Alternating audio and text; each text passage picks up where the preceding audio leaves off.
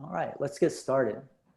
Well, everyone, I want to welcome you again today to the latest installment of our Zoomtime Knowledge public lecture series. This is a free public education program provided by the James Madison University Lifelong Learning Institute. Today, we have with us a special guest presenter, Steve Stronsnider. And Steve's going to be talking about the evolution of rock and roll in the Shenandoah Valley of Virginia. The way that we're going to handle questions and answers today following the presentation is using the chat window, the chat feature, or when Steve's done presenting, we will also unmute your microphone, or we will give you the ability to do so, and then you can correspond through audio. Do know that your microphone is intentionally muted right now, and right now you don't have the ability to unmute yourself, and that's just so that we can go through the prepared presentation until we get to the Q&A session. We're starting here a few minutes late. Always takes a little bit of time to get people connected. We will go up to 1:15, and I've worked with Steve so that he's left some time at the end for your Q&A. But at this point, Steve, welcome. Thank you for volunteering your time, and thank you for sharing your knowledge with our learning community. I'll get your screen sharing going just 1 second.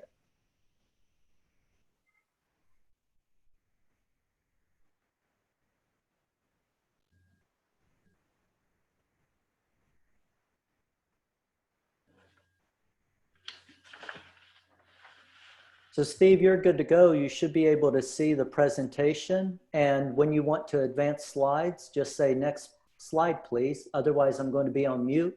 Sue and I are in the background to support anything you need. Thank you again. Thank you, Rodney. Really a pleasure to do this. And I'm looking forward to presenting. I wrote a book about 2 years ago on the evolution of rock bands in the Shenandoah Valley of Virginia. And the overall focus of this is basically the stories of the musicians themselves and some of the obstacles they ran into in terms of very conservative ethic, social ethic within the state of Virginia and Shenandoah Valley in particular. So anyhow, if we look at the next slide, prior to 1958, in the Valley, it was mostly country bands and country venues. Country music was on the radio somewhat, exemplified by WSIG in Mount Jackson, which was a radio station primarily for country music. And then there was the Jimmy Dean Show out of Washington that came into the Valley, again, a country focus. And then there was the Saturday night WSVA Valley Barn Dance out of Harrisonburg, which featured a lot of up-and-coming country musicians. But again, all of this was going on under the backdrop of a very conservative ethic. Another thing that was codifying the whole thing about a conservative ethic in country music was the emergence of Patsy Cline, and she became a superstar, tragically dying in a plane crash in 1963. She has actually sold more millions of recordings now as opposed to when she was alive. But that was another big deal for the Shenandoah Valley at that time. Next slide. Here are some prominent local musicians that are included in the book and discussed in the book. I have specifically tried to make this more Harrisonburg area oriented. But let's go through a few of those. There was Roy Harris, who continues to play somewhat. He's probably the father of so much music within the Valley, and that I think we tried to figure out one time how many different musicians had played with Roy, and I think it was over 100. Then there was the Don Reno Red Smiley Show, which was a regular thing with WSVA, and they really hosted the Valley Barn Dance. Then there was Ronnie Reedy and Dave Alger, two excellent, excellent musicians who became famous as sort of a crossover group to a group called the Lasers. And tragically, Ronnie died of cancer, and Dave has continued on. But they were very, very close and very, very good musicians. Next was Clint Miller out of Woodstock. He was very popular. He was on the precipice of making it big, and he had sung the song Bertha Lou. And it was going to be promoted by Dave Clark. And he had already sold about 120,000 records. But with the endorsement of Dave Clark, he was right on the edge of becoming a big name. Well, as it so goes, the song Bertha Lou has a line in it where it says, Bertha Lou, I'd like to conjugate with you. Well, Dick Clark thought that was obscene and nixed the whole thing. And really, I think Clint's status, Clint's musicianship and so forth became diminished after that. Carol and Wilson Ray, excellent piano players. And then, of course, there's the Statler brothers. And recently, Harold Reed died.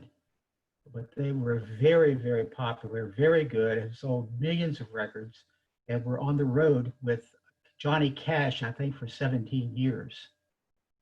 Next is Buttermilk Snyder. Buttermilk is known as Buttermilk because he was a milkman, but he also owned Wayne Music in Waynesboro.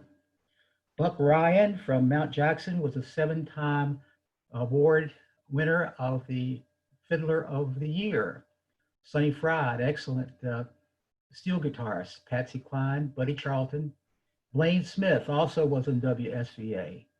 Ronnie Reno, the son of Don Reno, who now is a very popular figure, became a star at a very young age on the Valley Bar Dance. And then, of course, there was Buddy Starcher, who really did a lot for country music during that time. Let's go to the next slide. So there were many factors at work in terms of the evolution of rock and roll. And it could not have happened without the endorsement of many parents who were enlightened enough or liberal enough to endorse it. The Top Hats actually used the name Top Hats to imply some degree of elitism in class, and hopefully it would be accepted by the older generation because of the name. But things started to change in terms of the music stores, whereas before they sold almost nothing but pianos, guitars is where they went.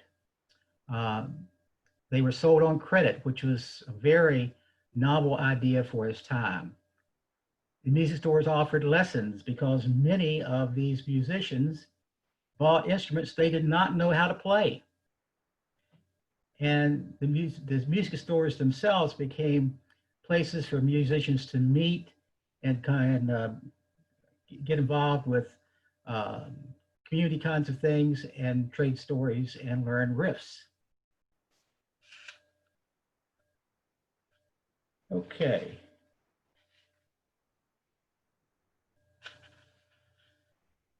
Next slide, please. So there were many venues that started up that helped promote rock and roll music. First, there was Crafton's Park, an old, very old park outside of Stanton. It was legend in terms of the problems that the building had, but it was a regular event for years. It now is in a state of disrepair. However, that someone has bought the property and is planning on making it their home. But Crafton's Park was legend. The Barn was a short-lived attempt at creating music for rock and roll teenagers. In Harrisonburg, it did not make it. But then we get to the Rafters. The Rafters was the creme de la creme of musical venues in the Valley. If you played at the Rafters, you were in the big time. It was a large A-frame. It accommodated over 200 people in its dance floor. It was really the big show, and they had excellent food. It burnt to the ground in December 1970 under mysterious circumstances, which have never been reconciled. However, the Rafters will go down as one of the hippest places to be during that area. The Caverns was old Melrose Caverns, just north of Harrisonburg. And then there was the Rocket Room, which allegedly had a bomb shelter in the basement and accommodated many people from the Craftons crowd as they closed or were shut down because of their crowds being too big. So anyway, the Caverns and Rocket Room, and then Doc's Tea Room, which was a very small establishment in Harrisonburg, which was the place for JMU students, Bradford College it was known then, to hang out. Teen centers started to pop up all over the place. In Harrisonburg, Cecil Gilligan, I think his name was, it was responsible for promoting a teen center, which hopefully the teens could greet or meet and do so under a very controlled and very chaperone type of situation. There was the Front Royal Teen Center, Stanton, Edinburgh, which was noted for a very, very active teen center. And many of the fire halls became venues for musicians to play during that time. Next, okay. Well, I don't know how many of you know or dance to some of these songs, but there's the twist. And I'm sure everybody remembers the twist and the hula hoop that went along with that. The stroll, and the picture at the very top at the right hand, that is what the stroll looked like. Mashed potatoes, Monster Mash, Monkey, Watusi, the dog, the Madison, the pony, the hitchhike, and the swim. All of these were at one point or another very popular dances for the teenagers of that time. Next time. Now, we look at some of the fads that were going on during this time. And if you look at the role of fads, it has to do with all people of teenage years trying to find a sense of identity through affiliation. This is the work of Erik Erikson, and what he proposes is that we gain that identity by flocking to certain types of groups during high school and early adulthood. So that's why these fads are so powerful, and inclusion and exclusion are such big things. But as these things evolved as fads, so too did the followers. Basswegians, how many of you remember that? But yes, that was a big deal. English leather, which was a man's cologne. Jade East, a cologne. Tie-dyed shirts. Long hair. Longer sideburns. Facial hair. Psychedelic lights. Afros. Bell-bottoms. Beatlemania. Bouffant hair. Black lights, and go-go boots. So all of those were big deals in that day. Next slide. Here's some more fads. Mini skirts, love beads, platform shoes, slot cars. Well, how many of you remember that? But that was a big deal. Turtlenecks, lava lamps, twister shoes, fallout shelters, surfing, And of course, there was the ubiquitous peace sign. Next. The point, though, is that the 60s musicians had it pretty rough. They were charting their own course. Um, every musician was on a learning curve, but there was no like mentor or senior guy who had played rock and roll for years who could help them. There was no internet, no social media, very limited sheet music, and most of the musicians couldn't read music anyway. Rapidly changing technology, what it turned out to be improved instrumentation, and probably the best example of improved instrumentation has to do with the emergence of the bass guitar, which basically supplanted the old fiddle, the stand-up fiddle that you see so often. But Fender came out with a bass guitar in the late 50s, and that had a lot to do because they were easier to play, and you could do more things in the short neck that was provided. Next. Okay, now when people talk about or you think about 60s music, you might think of what happened in Woodstock and the so-called hippies and that kind of thing. But in fact, 60s music had many, many different genres. There was beach music. Well, of course, there was the Beach Boys, who were very, very popular. Soul, James Brown, an example of him. Rockabilly, Bill Haley and the Comets. Rhythm and blues, Marvin Gaye. Bubblegum, the 1910 Fruit Gum Company. Folk, you have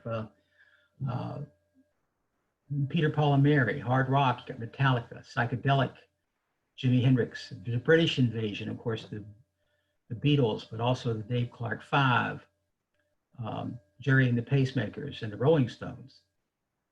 War protest, Country Joe and the Fish.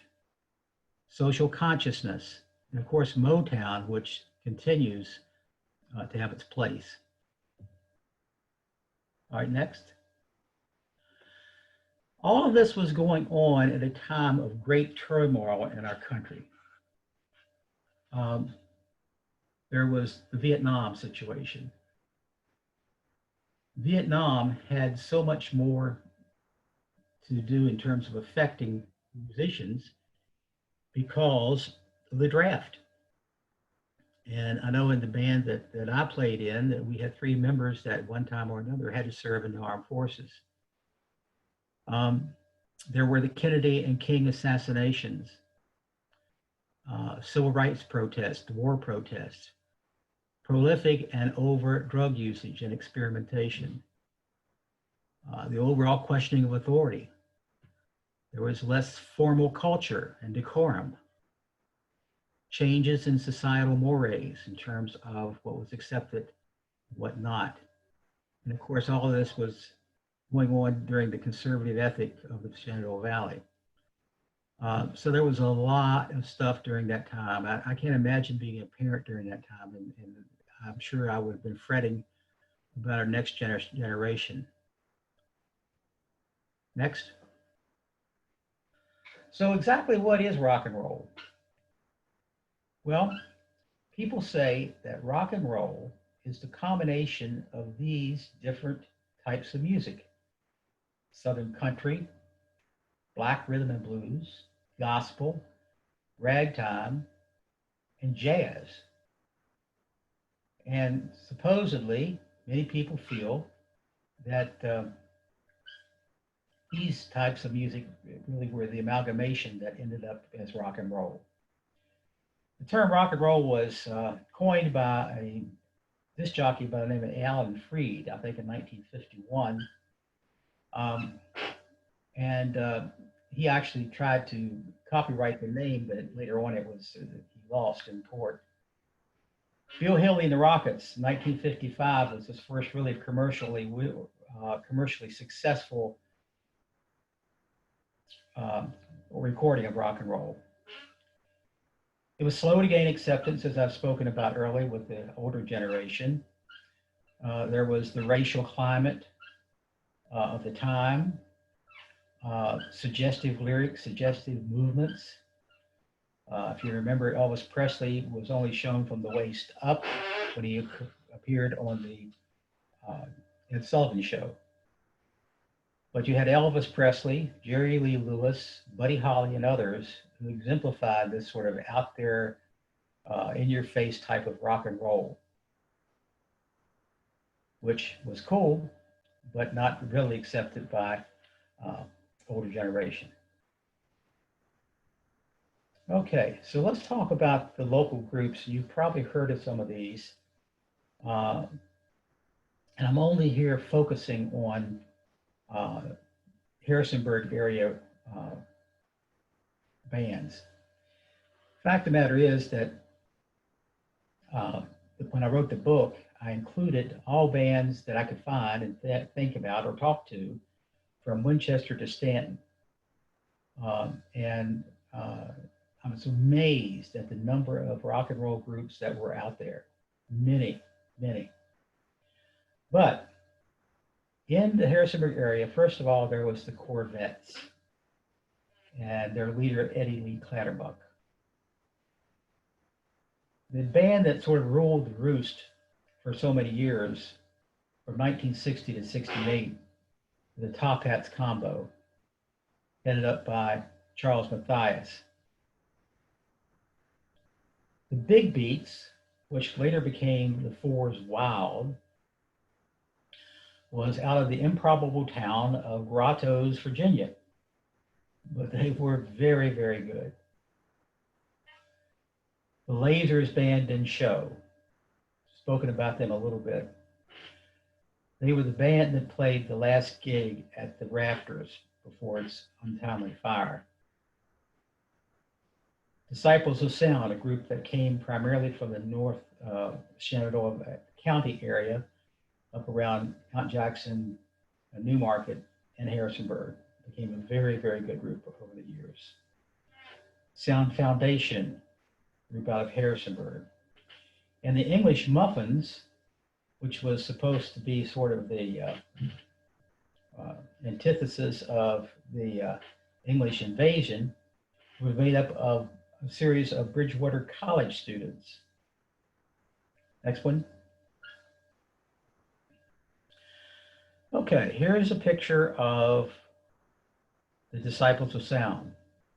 As you can see, this is a very professional presentation. There was a lot that went into the posing and so forth.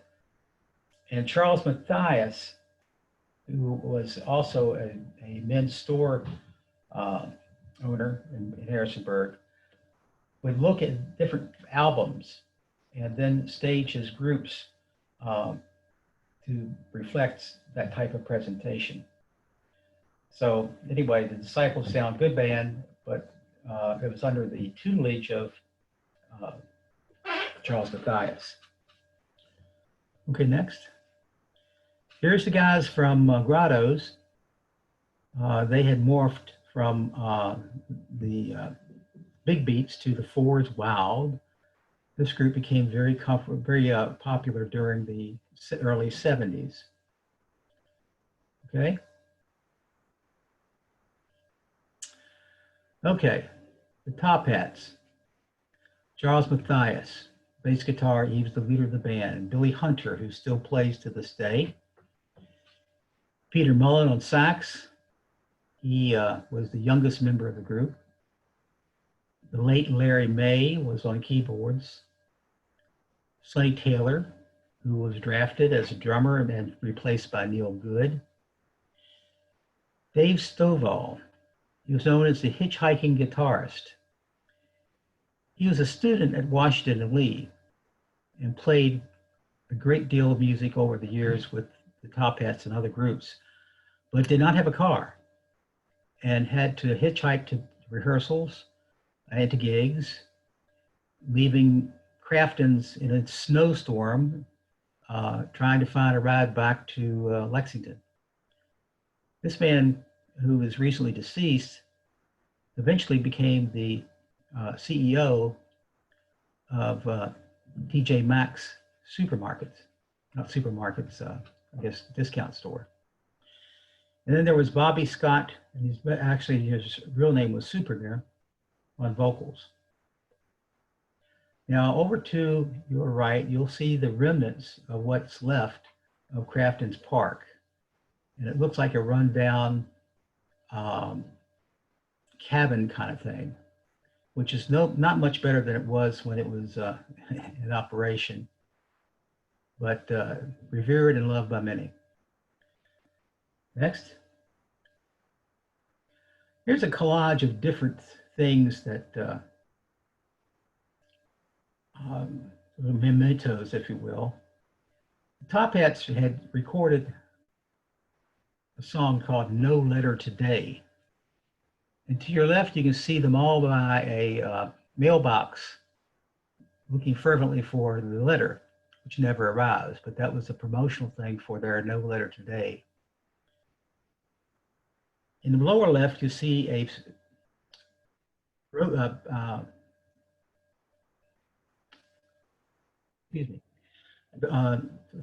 thing from Crafton's Park Lodge, and their title was Idle a While in Rustic Style. There was the Harrisonburg Moose that I would say my band played there quite a bit, as well as the Top Hats, and so forth. So these things are still in very short supply. Very few people have kept these things. Next. Okay, here's another stage picture by Charles Matthias, who is the person sitting in front of the Top Hats.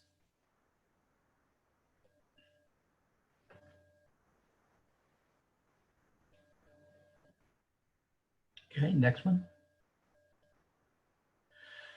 Okay, Eddie Lee Clatterbuck, who has been said to never met a microphone he didn't love. This guy was out there. He was really a good singer. He was sort of a rockabilly type guy. Probably the founder of rock and roll for the Harrisonburg area. Tragically, he died in the year 2000 at the age of 60. Interesting though, he had a number of different bands. The King Bees, the Blue Notes, the Corvettes. And his saxophone player was none other than Ralph Sampson Sr., father of Ralph Sampson Jr., the very famous basketball player. Okay.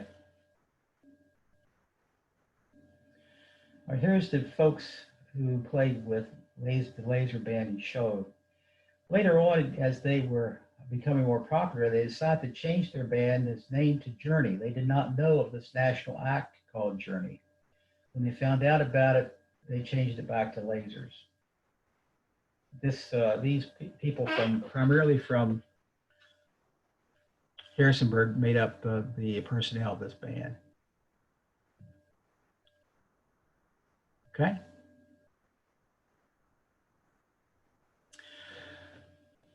Some local people became promoters.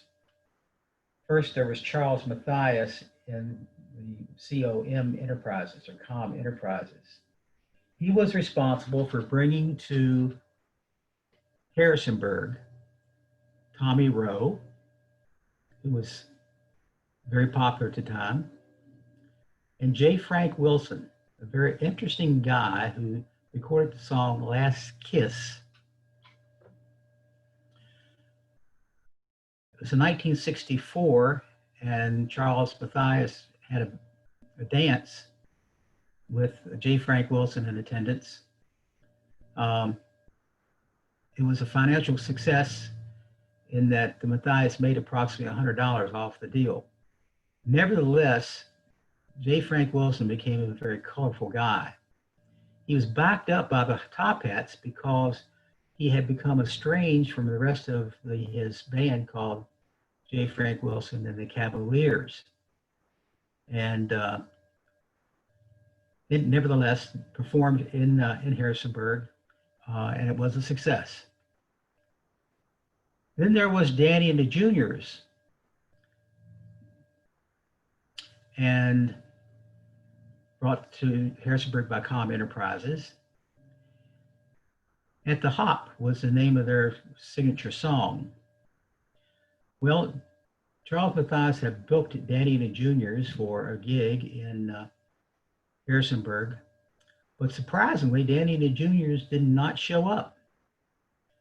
And so a local DJ by the name of Joe Price had a record burning and smashing the next day of all Danny and the Juniors records. Then there was Gary U.S. Bonds.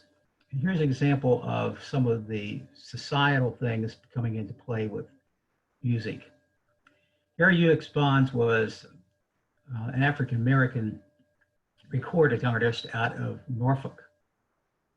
Quarter to Three was one of their favorite songs. Anyway, the arrangements had already been made. Charles Matthias had meticulously worked things out until some of the founding fathers learned that this was a black act, and as such, declared the venue unavailable. Matthias had the unenviable task of calling the promoter and letting him know that Gary U.S. Bonds could not play there. And could he book someone else? Well, the promoter, who was black himself, was indignant about this. And this man eventually went on to become the head of famous Amos's Cookies.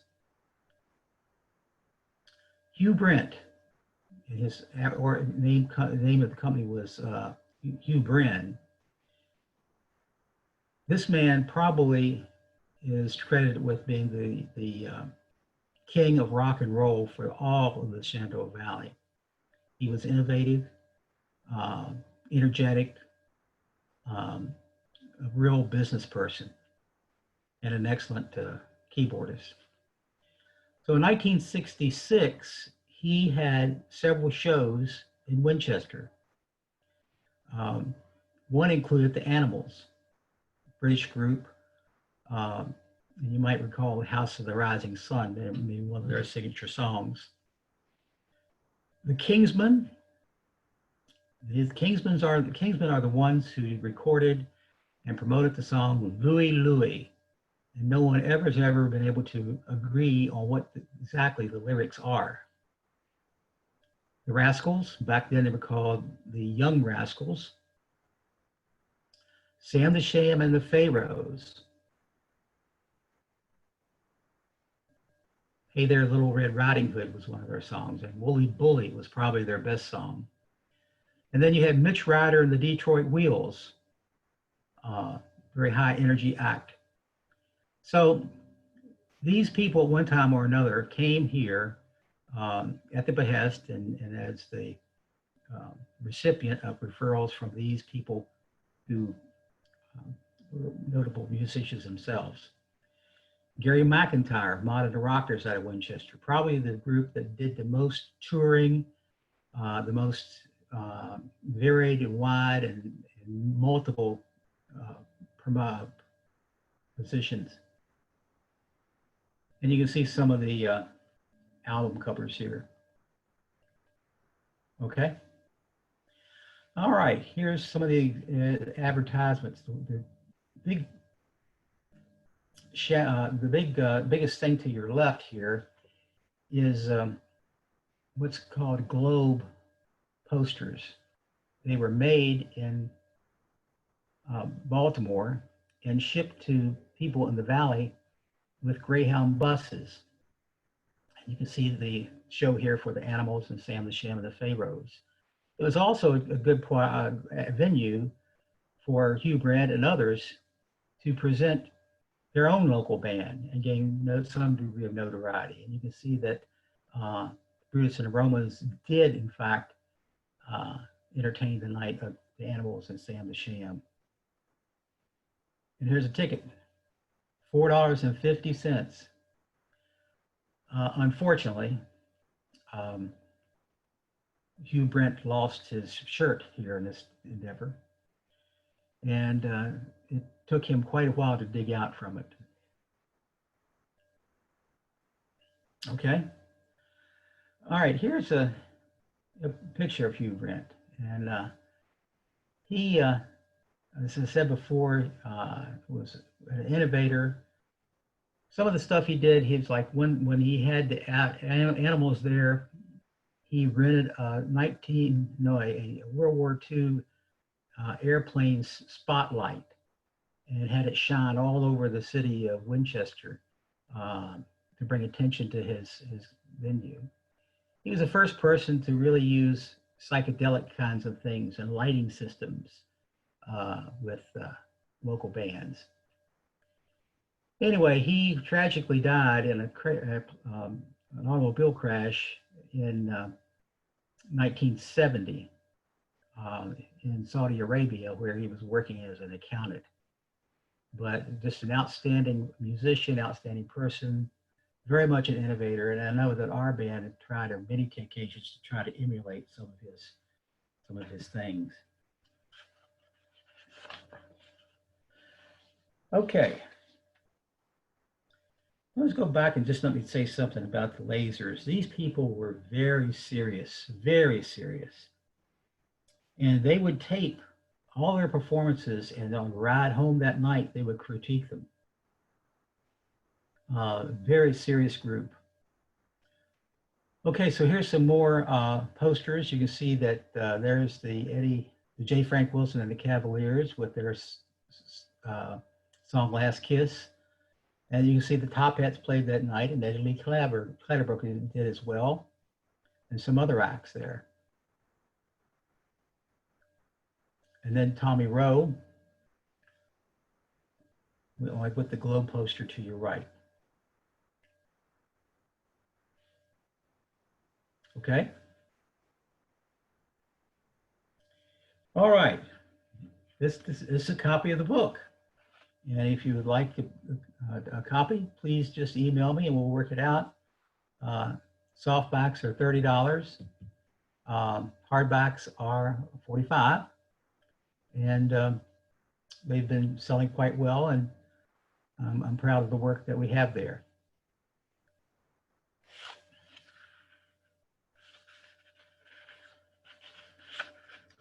Okay, let's open it up for questions and comments and snide remarks. One other thing let me talk about here, I'm sorry. How did all this end? Well, here you have this energetic time where dances are the thing. And there's all sorts of different dances and so forth. But some of the music that became popular started to kill off people who wanted to dance. For example, the British invasion music was great, but it wasn't really easy to dance to. And it took away from soul and rhythm and blues, which most people like to dance to, had the beat. It was the start of the Mothers Against Drunk Driving, and there were stricter alcohol laws, which I think had a lot to do with people staying at home and not wanting to risk getting pulled over for drunken driving after going to a club. The drug culture, which became significant, thought that dancing, especially the dancing that they'd been exposed to, was not cool. And they just assumed get high. Some people even say that the emergence of AIDS later on and earlier STDs had a lot to do with people who were would have gone to a club, but not now. Okay, so I'd like to have some feedback, and I guess we'll open it up for that now. Thanks, Steve. We have two questions. The first one is, based on the presentation, were there any female singers or bands who were well-known, well-regarded in the Valley? Excellent, excellent question. They were clearly in the minority. The notable ones that dealt with on a regular basis were Sandy of Sandy and the Satins out of Winchester. And the leader of this band was Steve Rittenauer, and Sandy was his younger sister. Ironically, they are part of the group I'm playing with now. So Sandy Rittenauer was notable. Also, there was a band out of Lexington, and they had a female singer. Her name escapes me right now, but she was very popular with them. So yes, there were female singers, but not a lot. Steve, another question is about different genre of music, folk and bluegrass musicians, and did they have any resistance to the emergence of rock and roll? What was the response from maybe some of the people who played more traditional music when this genre started to take off? Well, my own personal experience was that there was some resistance, if not anger, at the type of music that was being promoted at that time. And interestingly, I think there became a division among part of the population where you were either the country redneck or the stoned hippie. Both of those probably were very unhealthy names, but I think there did become a dichotomy there very quickly. Steve, another question, and I'm just reading from the chat window here. When did African Americans begin to be welcome to play at Valley venues? I know you've mentioned during your presentation some of the race relations, not just in the Valley, but in the nation itself. But specific to local venues, when were they welcomed as musicians? And was it ever something that was fully accepted during the 60s? I think there were pockets of people who still had fairly solid racist sort of attitudes. However, John Trubin and we were in the band called the Versatiles, and we were responsible for booking the act out of Winchester, and now they were all Black, and we had the first integrated dance ever in Woodstock that night, and so that was a step in the right direction. I think as other popular Black acts became more prominent, you're talking about James Brown, Wilson Pickett, people like that who played music that you could relate to, dance to. I think it became gradually more accepting. And I would say probably in the late 60s, early 70s, Black entertainers and so forth were much more welcomed and promoted in the Valley. But I think it took a time, and I think it took our society time for that. But yeah, that was a big deal when we had that group play in Woodstock. And I think there were 412 people there, which was the most we'd ever had. There were no problems, and we were proud of it. Steve, another question that we have is just elaborating a little more. I know you just mentioned your own band, and you've mentioned maybe a number, but some of the folks in that band, and if you remain friends and remain connected today. Good question. And the answer is that the organ player and I have gone back to 1964 in terms of our relationship. He is a lawyer in Winchester now. The drummer, he and I go back to 1965. And then we've added some new people lately, but including the Rittenauer brother and sisters, and that's added a lot to the quality of our group, frankly. So anyway, so yes, I think when you play in a musical group, it's like being married. You have to work together so much and do things in sync or to augment the other. And so the propensity for conflict in bands in general, I think is always there by just the very virtue of the fact that you have to have that kind of interaction. and you have to forgive and all that stuff that you tell somebody about marriage. But I feel great about the people that I played with.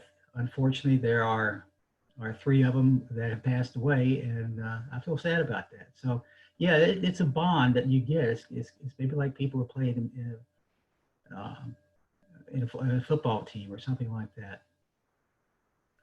Steve, there's another question about asking about the influence of Dick Clark's American Bandstand on the music culture in the Valley. Just asking, can you speak to that? It was phenomenal. I mean, I remember you would go home, and they would have the band dance, and that would be what you would see when you came home from school. And so yeah, it was phenomenal. And then after that, you had other types of things in the afternoon. I think if I remember, Paul Revere and the Raiders had a show like that. But Dick Clark was his influence was phenomenal. Have you ever heard about the band Stone Maze? And can you tell us something about? I have heard of that band. I think it was a 1970s band. It included quite a few people, as I recall, from Rockingham County, and I think a few musicians from Shenandoah County. I understand they were very, very good. I never heard them. I didn't include them in the book because it was too far off into the 70s. But yes, a very good group, and I think Ricky Wilkins might have been the late Ricky Wilkins might have been one of the vocalists for that group. Another question here, Steve. Anybody, and it may not be the 60s, but in general, what you know about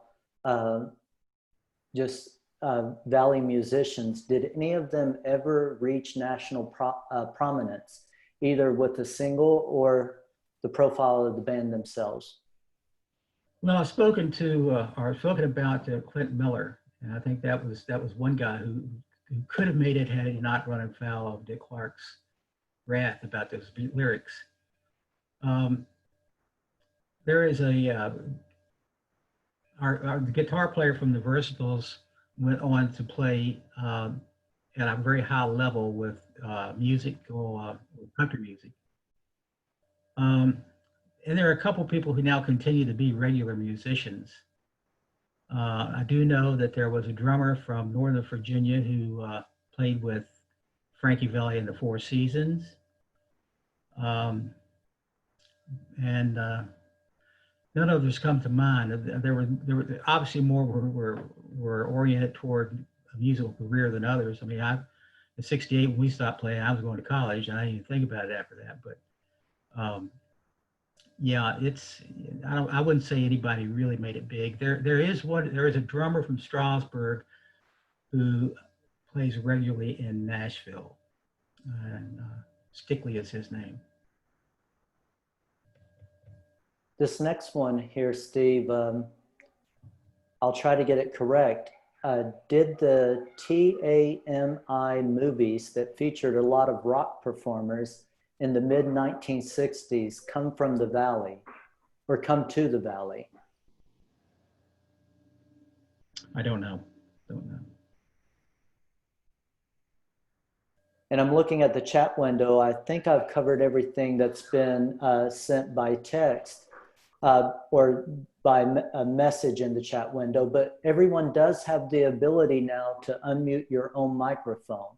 So if you'd like to speak to Steve, ask a question, give a comment, just go ahead. You can unmute your microphone and jump right in one at a time. Hello, Steve. Hi, this is Randy. Hi. Randy Marshall. How you doing, Steve? And I'm talking to you on a tablet here, so I don't have a full screen, but the whole time you're discussing and giving a presentation, I'm thinking of Bobby Driver. And I see Bobby Driver down in the lower right-hand corner of my screen. And I'm just glad to see you, Bobby. I know you're identifying with everything Steve's talking about here. Great. I appreciate that.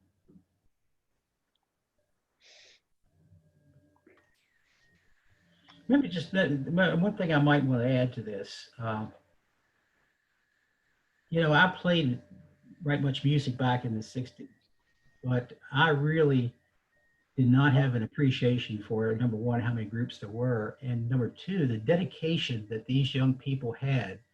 I mean, many of these people would practice every day after school let out, or play their guitar every day, whether they're sick or not. And it was really amazing to see the commitment that these bands had. And frankly, the ones who practiced the most were probably the best bands that there were. Um, and there was a lot of competition between bands back in those days. And there were these things called battles of the bands. And I don't know if you ever went to one or heard about it, but you'd have 4 or 5 bands that would play 2 or 3 songs, and then the crowd or somebody would vote in terms of who won it. And I think in the early '68, we got second place at a Battle of the Bands down in Winchester, which was a big deal for us as Shenandoah County boys going to win the big city of Winchester, do it okay. But that was, and I guess the other thing too is your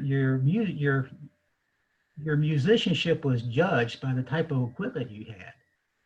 And so if you had Fender amps or Fender guitars and Gibson this or that, that was a sort of a status symbol to have. Steve, there's a comment, not so much a question, but you might want to address it. A comment about the band, the Big Beats, and the Big Beats in the 1960s. That's the band out of Grottoes, and they were very popular, and they played a lot of places. They spent a couple summers at the beach, and I think they had a really great time in addition to playing music there. And so Larry Dean was one of the founders of that group. And a guy by the name of Alger also was integral in that group. I could tell you a story about the Big Beats. They had rented actually they had purchased an old bus, and it was not air conditioned. And so the Big Beats went to Georgia, and they played a prom there. And so they're coming back the next day. The southern heat is oppressive. There's no ventilation in this bus. And so the doors to the side where you entered the bus were left open for increased ventilation. Well, they stopped at a place where they sold legal fireworks in South Carolina. And they're driving back up the road, and somebody has the wise idea to set off a firecracker. When that does, the band member who is sitting in the open doorway falls out of the bus. And you can see him rolling and rolling and rolling, and other cars swerving, and luck would have it, nobody was hurt, except for him. I mean, he could have been hurt very badly, but he ended up going to a hospital and eventually developing an infection and had to be hospitalized again. But anyway, it was a joke that didn't go as intended. There's a little something about the Big Beats. Steve, there's a question, because I know that you don't have your chat window open. That's why I'm reading these. What instruments do you play? Well, I play electric bass. I was trained in clarinet, tuba, bass clarinet, and really finally found a love in bass guitar, 4-string bass guitar. And that's what I'm still doing. And I will try to piece this together. I want to make sure sometimes I'm not sure when I'm reading that I get all the names right, but Jeff Trailer Sells once had Waylon Jennings and Bobby Bear. Did he do that often? I think they did. As a matter of fact, I think the Top Hats played out there to back up an inebriated country star that I can't remember his name. And This guy was verbally abusive to the band. Saw there were saxophones, told him to go home, fell off the stage. And I think it was a pretty bad scene. And I think that happened out there at the trailer park, trailer sales.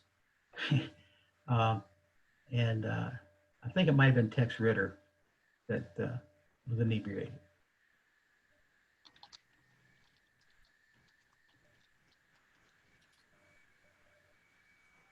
I guess that's the thing about this book I wrote. It's no literary masterpiece by any means. It's just a compilation of stories like I've shared. And of course, historical stuff about the bands and the musicians, but the book primarily is just a compilation of stories about what these guys did and what fun they had and all that. I do see that we've had a few people who have microphones unmuted. So if you have a question, I'll pause and I won't interrupt so that you can ask it directly. I have a question about something that I just noticed on one of those posters.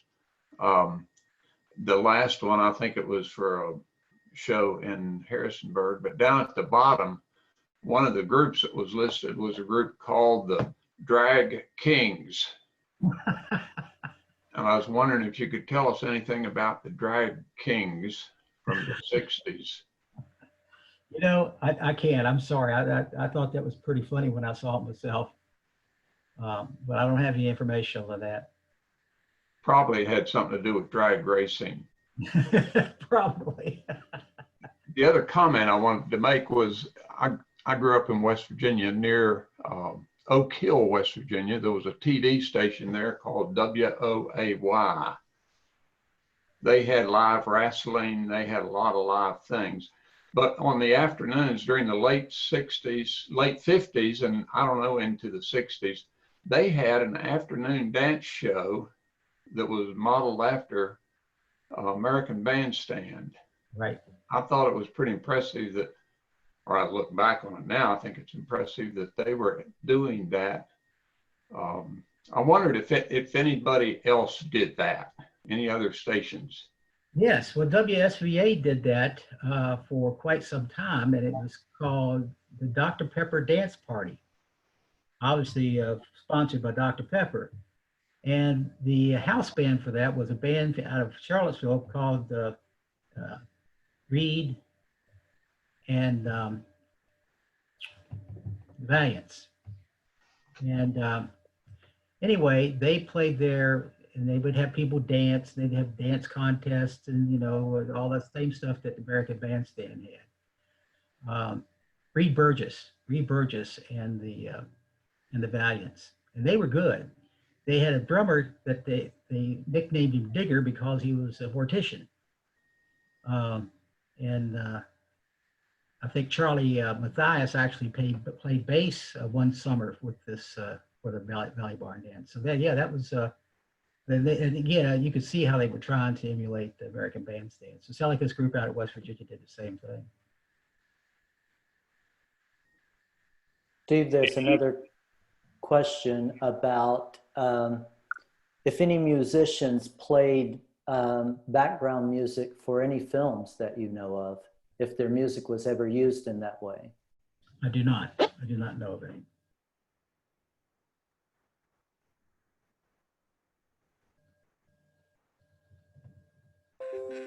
I can tell you an interesting story about that, but yeah, somebody else is on here. So. And I apologize to whoever I cut off. Go ahead and you can jump back in.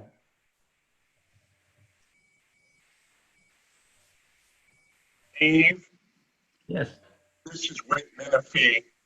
You mentioned some of the unique characteristics of Crafton's Park. You might want to expand on those a little bit. Well, it was heated by one big fireplace.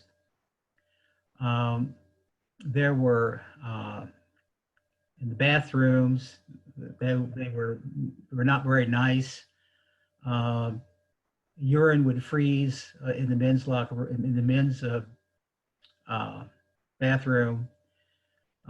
It caught on fire a couple times, but it was really a neat place from what I can tell. And I'm sorry that I never had the privilege of playing there. But it was run by a guy who owned an oil company, and he and his wife were there most of the time, and they were very interesting personalities, I understand. But Crafton's was, I think, the last dance in Crafton's, I think, was in '75. Interesting place. And I'll tell you one story about about Crafton's. I don't know if you ever heard the Chitlin Circuit or not, but what it refers to is that big name black groups who could not find bookings in traditional white kind of places would actually play like Thursday nights in places like Crafton's. And that was part of the Chitlin Circuit.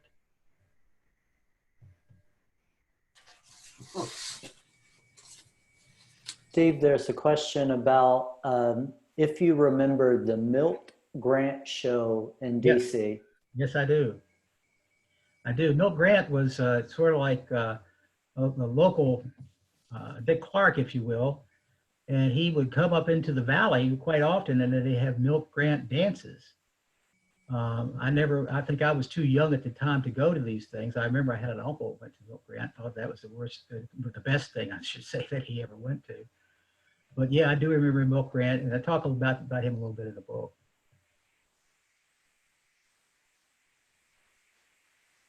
If you're talking about musical themes, I'll tell you a story that's sort of tangential to that. We had been booked to play in Augusta County for a prom, and they had the theme was Somewhere My Love, but it was the theme from Dr. Zhivago. And the stipulation was we could have the booking if we learned how to play the song. So we got out of school, went to one of the members' houses, played and played and played. It's a really hard song to play, a lot of different chords in it. So we learned it. And so now we're driving up Route 11 because 81 wasn't there, in a 1955 Chevrolet that I had purchased. And we're worried about getting there late. We were behind schedule because we had to learn the song. And I noticed that the hot light was coming on in my dash. And I could see that the little heat thing had been rigged. Well, I ignored that stupidly because I was so worried about being late. And got there, came back, and when I got back to Woodstock, the motor block was warped from the heat, and I had to put a new motor in the car. So that's a tangential story to Somewhere My Love. Steve, some of the things that you haven't seen and I won't fully communicate is some comments that people sent, but they don't have names or bands attached to them, but just recognizing that people have been sharing some comments about relatives who have played in bands locally, just as you have. And if any of those folks are on the call and want to share those stories yourself, feel free to do so. But there were a few comments that they knew of people, participants did, who played locally or played regionally. And it's good to know that people have those connections. Yeah, it really is. And I would say again, there were a lot of folks who were buying guitars back in those days. Rodney, you mind if I jump in there real quick again? Go ahead. Hi, this is Randy again. First of all, Rodney, this is probably an apology to you because you probably covered this in your write-up of Steve. But if you didn't, Steve, would you mind telling us the name of your band and the type of music you play? I played with a band called the Versatiles. And we were so named Versatiles because we purported to play all different types of music, including country music, rock and roll, and some of the standards like Ebb Tide and songs like that. We did so because we had a very talented guitar player, the one I mentioned before, who went to the big time, so to speak. And also what that did is it opened us up for all sorts of bookings. So we could play a teen dance one night, and the next night we could be at a Legion or VFW or Elks Club or whatever and play standards, or we could play for a firehouse somewhere. It was a country dance.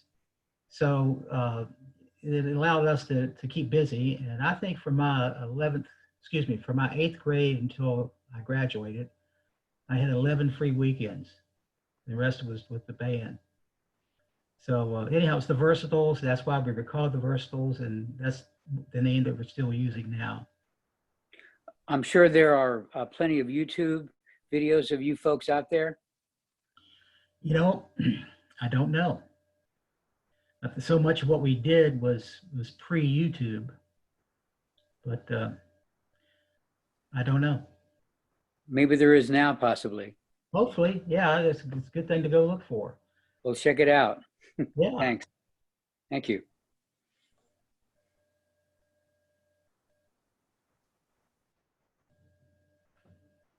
Any other questions for Steve or comments like Randy had?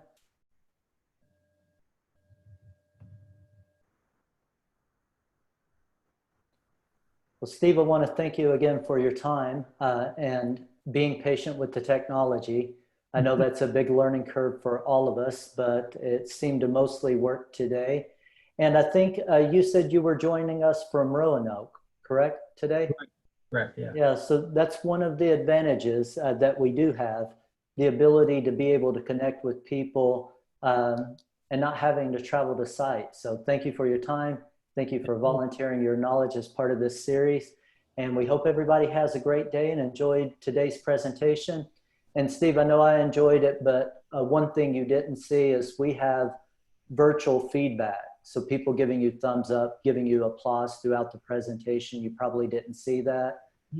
And you have some people giving it to you in the video feed now. You will be able to see that. Oh, great. Thank you. And thank you for coming. All right. Thank you, everybody, Steve. Thank you very much. hope you have a good day and thank you for joining us. Thank you.